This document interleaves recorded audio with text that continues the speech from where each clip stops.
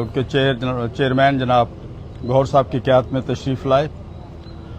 और जमीयत उलमा इस्लाम की तरफ से कमेटी में हमारे जो चेयरमैन थे वो कोयटा में थे और उन्होंने बाकायदा वीडियो लिंक पे बात की और बाकी पूरे कमेटी अरकान मौलाना अब्दुल गफूर हैदरी साहब तो मेहमान थे उसमें, मौलाना मोहम्मद अमजद खान साहब, मौलाना लुत्फुर रहमान साहब और मौलाना फजल गफूर साहब,